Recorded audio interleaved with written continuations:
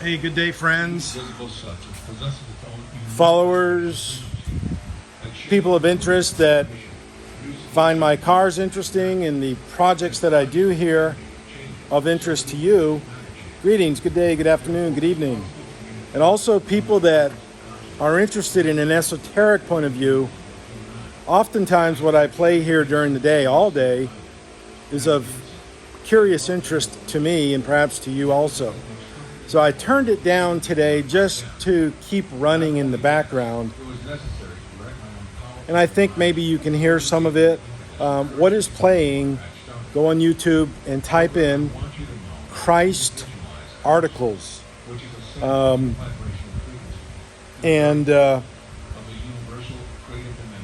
on the journey and listen. It's interesting stuff. It's not for everybody, but it's very interesting. What I'm going to talk about now is the 1970 Dodge Challenger that I've had for years. I took this in on a trade or on a barter deal with a fellow that he wanted me to work on his Challenger, but his Challenger was, like they all are, way worse than he and perhaps you can even imagine how bad they are in terms of rust, damages, corrosion, broken things underneath the sheet metal. So it quickly got out of control from his point of view, not from mine, but from his, in terms of costs and things like that. And then I always become the bad guy, always. Same way with that guy with the Torino. You know, I'm the bad guy. Ripping people off, charging too much money. But what I do find is I find many people on YouTube that do this kind of work that really don't do this kind of work.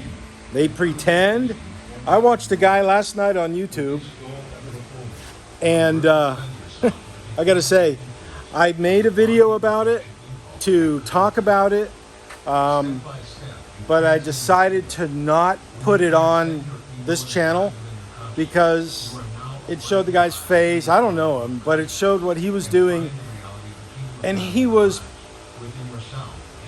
preaching what he was doing was perhaps absolute, perhaps the best way. But he did acknowledge that he didn't have any other tools and such to do it. What he was doing is, and I'm going to show you on mine, this area right here on his Challenger or Cuda, same thing. He was using a wire brush on a drill.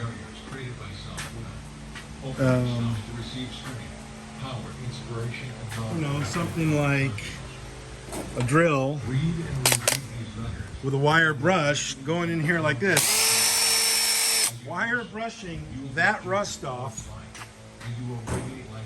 and then using rattle can primer to spray it.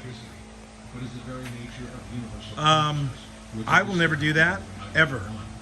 I always blast the inside because I'm Dr. Blast, okay? Get it all clean, put it in primer. Look at the rot in the roof structure, okay? Some of you are familiar with the rot in the wheelhouses, but I don't want to cut myself, cut all that out. But look at the roof rot. So I submit to you, any one of these cars that was restored 10 or 15 years ago, and you spent a lot of money on, the roof didn't come off, guess what? You have this problem underneath your roof. Period. You do. And if they didn't dig in and get this replaced, guess what? That is rotted. And if your car doesn't have documentation in terms of videos and pictures showing this kind of work being done and showing these errors and this rot being repaired. This side's actually a lot better, which is really strange, which is good. Showing these errors being fixed, then you're not doing justice, okay? You're really not. And I know a lot of people don't have the things to do it. But anyways, This is my 1970 Challenger. Took it in on the barter trade with that guy. And I won't do barter trades again, I don't think, because they often, you know, they're just, people don't win, you know. I want to have a clear win, either for my benefit or somebody else's benefit. Case in point, this Mustang. Okay? My partner Steve, he wants this car more than I do. So I gave it to him. I gave him my rights to this vehicle. And we have a cutoff point where I'm going to stop working on it, which is coming up very soon, and he will take this out of here and he will finish it.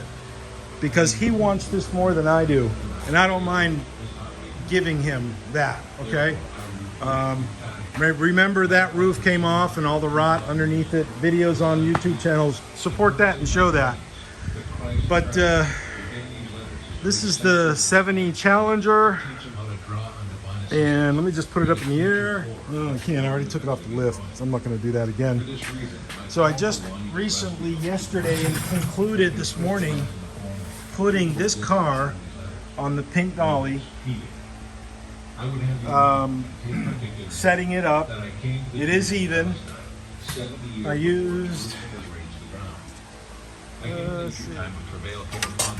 the level and got it all level. Okay, front to rear.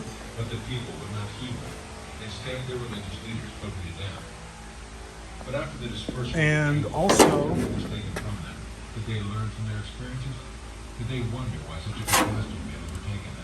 okay, and then in the back,